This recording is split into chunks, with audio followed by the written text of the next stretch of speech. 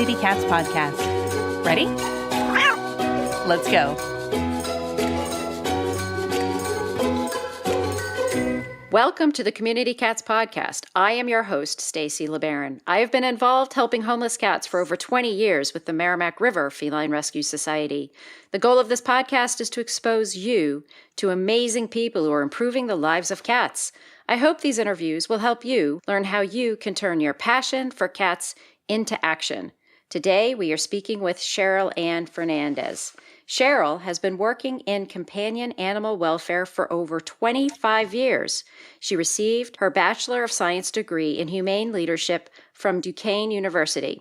Cheryl Ann spent her early professional years lobbying at the state level in Connecticut for improved humane legislation, and then spent over a decade serving as an animal control officer.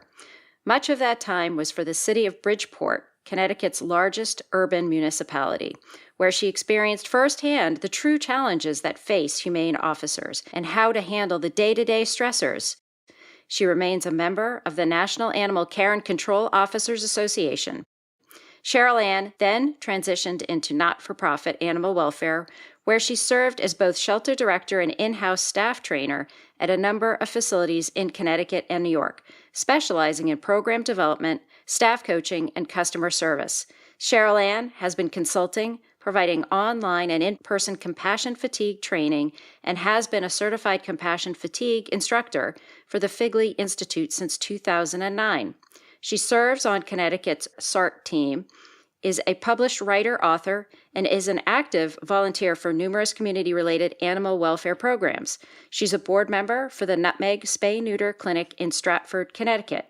In 2013, Cheryl Ann decided to take on a new challenge, and today works as PetLink's regional shelter care representative, offering microchip-related products and services to shelters and nonprofit organizations, and helps promote proactive compassion satisfaction to shelter teams nationwide. Cheryl Ann spends much of her time in Virginia, where her boyfriend is an animal control officer. They met while both were attending a national animal welfare conference 3 years ago. Cheryl Ann, welcome to the show. Thanks, Stacy. Thanks for having me. I sound great on paper, don't I? You have a long list of achievements, but 25 years, I will say, is a pretty long time to have a career in animal welfare. So congratulations on that one. Thanks. I actually love what I do, and I'm very fortunate to be one of the people that gets paid to do what they love. So it has been a tremendous ride, and I'm hoping to continue it for a number more years. So if we can take a step back, what was the spark that got you first interested in animal welfare? It's a good question. I always loved animals, as most of us that are in this industry do. And it started from a very young age. There's no specific example that I can give you other than every animal I loved, I wanted to save them all. I even remember when I was a kid, somebody was giving kittens away and knocked on our front door, and there was a basket of kittens. And I'm like, Mom, I want them all. We did get one, but we didn't get them all. But I've always had cats in my life. I've always had dogs as well. But cats were always more the focus that I enjoyed. And even now, I have 2 cats. With all of my travels, it's a lot easier for cats, of course, but cats have always been something I've always wanted to focus more on. And even in my animal control career, cats always seemed to get the short end of the stick in the sense of legislation and whatnot, which is how I then decided that I wanted to get into legislation as a volunteer. Yeah, so you had mentioned earlier in the pre-show conversation that legislation was really where your heart was at in the beginning. And I'm just wondering why. Usually people tend to be like, oh, I want to be hands-on, I want to be in there. How did you become aware of sort of the interest and actually the ability to work with lobbying and legislation? Thanks. I grew up with a mother as a police officer, so laws were always something that I was very aware of, and legislation, to create that legislation and to create laws that then would be enforced, it was always dinner talk or dinner conversations in the family, not necessarily cat or dog related, but just laws in general were something that I was raised on. So I always wanted to do the right thing for the community and for my fellow human beings. And why not take that into animal welfare? Because again, that was my heart. When I was 15, I was mucking horse stalls. Some kids were, off working their part-time jobs. Mine was always surrounded around animals. If it wasn't purchasing rabbits from the guy that was raising them for meat down the street from me to working with horses, cats and laws were always something I wanted to focus on. So it was kind of a part of my childhood, and then into my adulthood. I didn't necessarily need to have to clean the cages in order to feel connected to the animals, but I wanted to know that their future would be secure, and laws and legislation would do that. And then you moved into being an animal control officer. And could you touch upon how your experience was with that? Sure. As I was volunteer lobbying up at the state capitol in Connecticut, I got to meet some awesome people, some legislators, some animal control officers, some state workers. And I kind of stumbled upon a part-time job at a local animal control facility in Connecticut. They were looking for somebody for 20 hours a week, and my hand went right up in the air. And that was kind of how I got started, and then realized that full-time career in the local town next door to the town I was working in, which was Bridgeport. Then I just was like, all right, it's a full-time position open. Let me see what that's all about. And boy, was that a wild ride, I can tell you that. What were your greatest challenges in that position? I think just understanding the challenges of what an urban animal control facility faces versus more of a rural or a community program that I would work in Fairfield, Connecticut. It was much more about maintaining as opposed to reacting. So in Bridgeport, it was very much reactive animal control work. And some of that was because of the way that the laws were set up. And that for me was where I really wanted to make a difference. I would actually drive around with dog food, cat food, leashes, collars, educational materials to hand out as part of the campaign to try to be proactive instead of reactive, and to connect with others in the community that really needed a resource to go to for animal control, as opposed to just the traditional old philosophy of animal control / dog catcher. And that was not what my department was at all. And then you moved on after that. Was that when you went into sort of a compassion fatigue sort of part? Yeah, I ended up working, I ended up studying while I was working full time to get my associate's degree. I just said, I want to get a degree. And that led into Duquesne University to get the humane leadership degree that I had eventually received. And during that time, I had met Kathleen Figley, who was one of the instructors, and just absolutely fell in love with the idea of helping others and supporting others who helped animals. And who of us that are amongst this world of animal welfare don't suffer from some kind of stress, PTSD, the things that we've seen and the things that we've done really could affect us emotionally. So compassion fatigue, again, paying it forward in the community that then helps animals, was kind of a focal point for me, and thought at one point in time that's what I really wanted to do, is just do that full time. And then this job that I'm working at now kind of came up.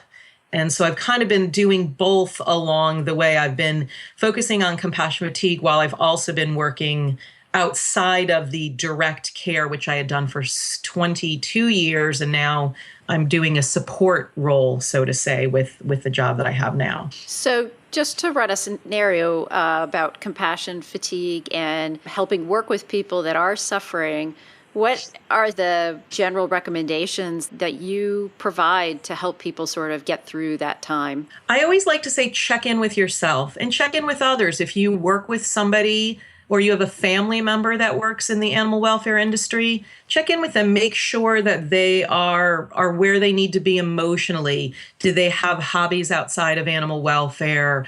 Do they have a strong support network? Do they have fun? Do they laugh? Do they go out and enjoy themselves? And if they don't have a lot of those components to make compassion satisfaction in their life, then they may be suffering from compassion fatigue. So get to a counselor, get to a therapist, talk to folks, find a hobby, find a way to release, meditation.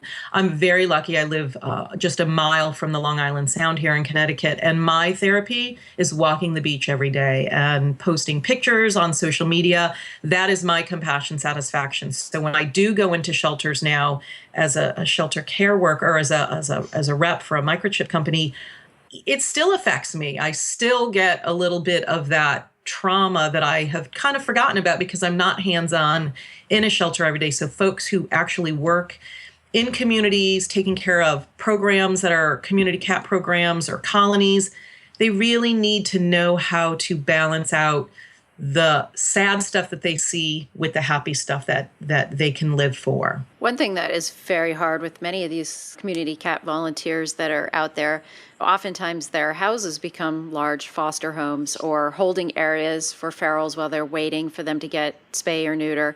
And I have found over the years was you felt like you couldn't get away from it no matter what. I mean, the litter box had to be scooped. Right. The cats had to be fed. Right. You couldn't just put a freeze on it right away. So you had to phase freeze yourself, realize that you needed to do something, but you're going to have to phase it down. Yes, absolutely. And realize what your limits are.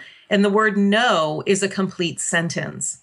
Yeah, that's a great point. And you do need to be able to say no and focus. And now, let's take a moment to listen to a few words from our sponsors. Ready to make a big difference for cats in your community? We've got an exciting opportunity that can jumpstart your efforts. The Community Cats Podcast has launched Community Cats Grants. When you qualify for this innovative program, you'll gain valuable knowledge about how to raise funds for your spay-neuter efforts. Plus, we'll match the funds you raise up to $1,000, doubling your ability to make a difference for cats. Fundraising doesn't have to be scary. We'll be with you every step of the way. Check it out. You can find all of the details on the Community Cats Podcast website under our education menu. Let's join forces to make the world a better place for community cats. Some of the things that we've talked about in our other shows, we've talked about our targeting of TNR programs and being able to focus your resources in one concentrated area.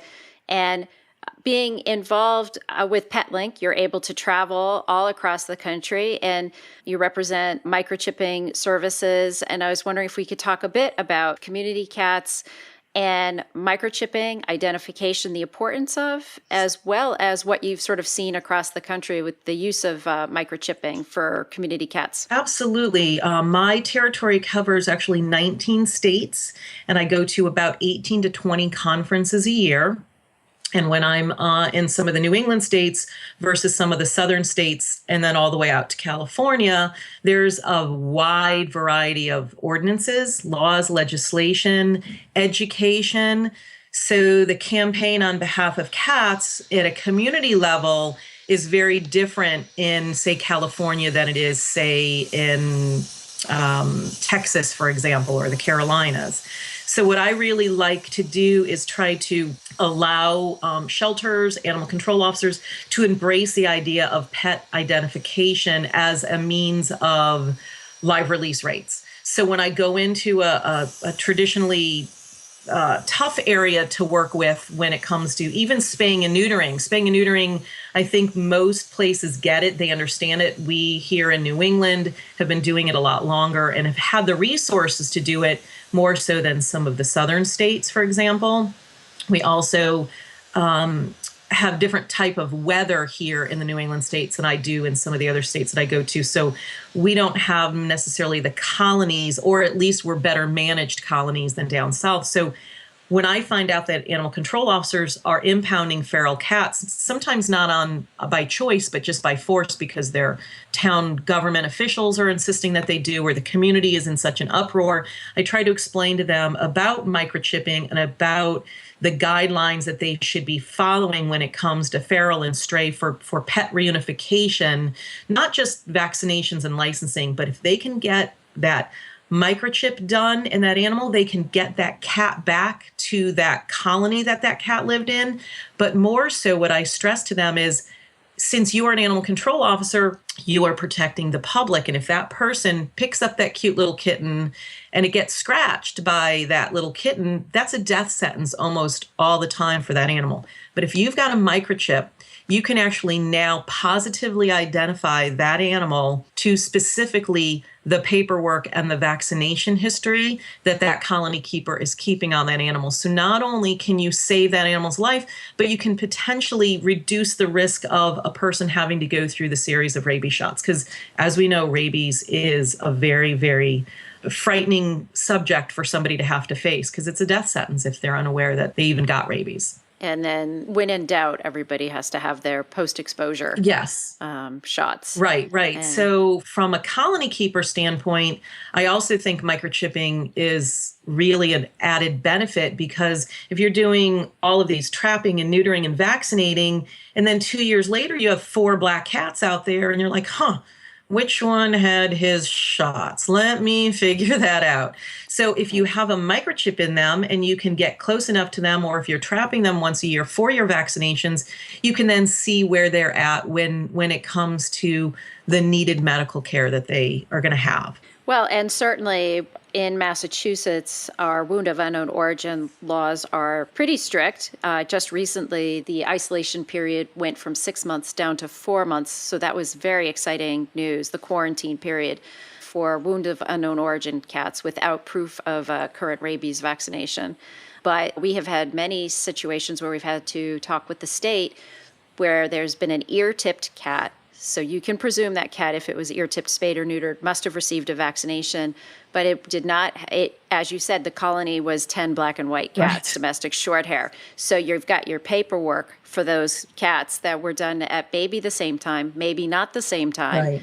And so the state's not going to take that as independent individual identification in order to prove that that cat does have a current rabies vaccination and only would need a booster shot in a 45-day quarantine period.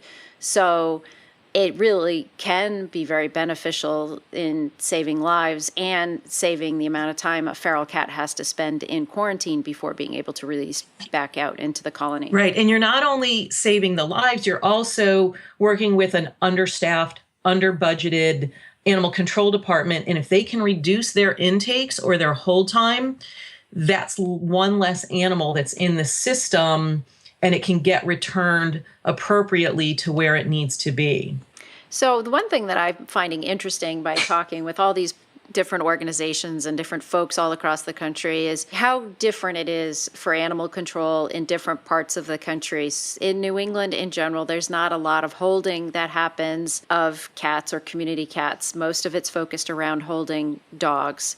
But other parts of the country, there seems to be much more involvement with bringing cats into municipal shelters. Am I wrong in reading that sense? Nope, I absolutely think you're right on target. I found in the New England states, traditionally in my state of Connecticut, there's no specific laws on cat management where your municipality can have the option to take on a cat ordinance in their community if they want. But traditionally, if I were to call and say I have a stray cat in my yard, my animal control department is not going to come and get it. But if I have a stray dog in my yard, they'll absolutely be there in a heartbeat. So the microchipping can also help us find creative alternatives to getting that animal back to that home if animal control is not necessarily involved in that part of it. So that leads to the access to scanners. And I know that we've worked hard with the groups in Massachusetts that we've worked with trying to find ways to get scanners at whatever affordable rate or get grant funding to be able to get scanners in as many hands as possible, put it that way. And I believe the technology has improved to create a good universal scanner, so the different companies are relatively covered, which is helpful. But do you have any tips for organizations on accessing affordable scanners and affordable microchipping costs? Sure. I think working with, say, if you are proactive in microchipping and you work for a municipality or you're a volunteer at a shelter, make sure that you do your homework and you do your research and you check out all the different microchip companies to make sure that all of the bells and whistles that they offer are going to fit into the program that you're looking for. At PetLink, Datamars is my parent company, and I am basically a sales rep for a manufacturing company. So Datamars has the division of PetLink. We're a 28-year-old company, the second oldest microchip company in the world, and we only make universal microchips. So I stress that folks here in the United States understand and embrace that technology. Years ago, non-universal was the thing, but as we've evolved, universal microchips and universal scanners are really another tool in the toolbox to be used out there for pet reunification and for your feral colonies and your community cat programs. So talking to your shelter directors, your managers, if you are a shelter director or manager, really do your homework. Look to see what's going to best benefit you. There is so much grant money out there. It really is how to fill out that grant paperwork, find that program, or find that organization that can support you with grant money. Come to me if you're in one of my 19 states. I'm certainly going to do my best to give you rock bottom prices.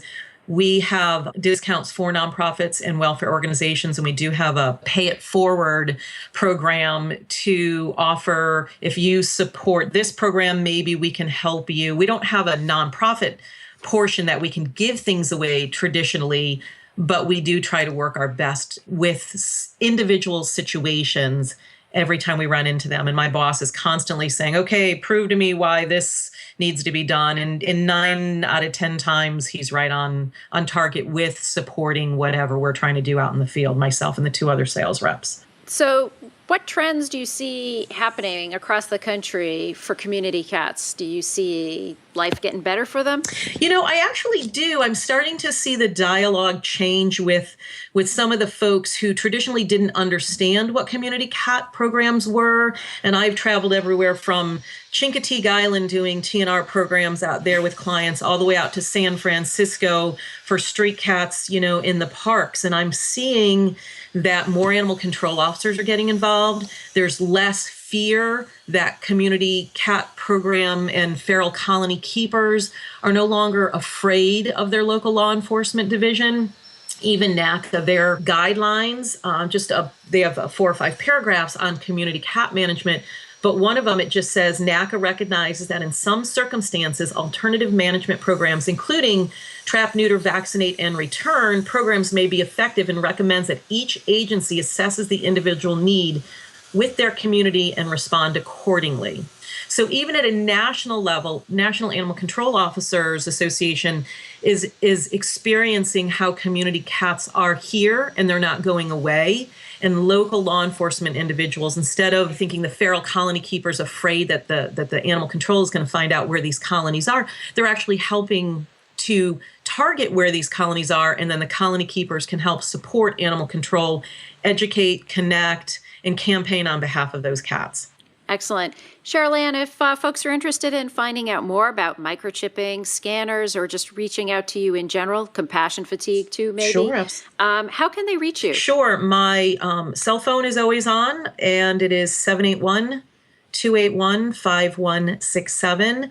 And my email is really long, but it's my first name. It's cherylann.fernandes@datamars.com. So they can certainly get a hold of me that way. And I'm all over social media too, girls. So they can always find me and friend me on Facebook as well.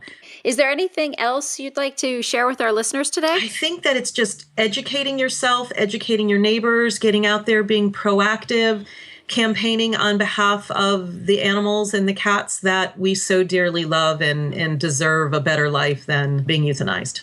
Thank you so much for agreeing to be a guest on my show today. And Cheryl Ann, I hope you'll be on in the future. Thank you. I look forward to it.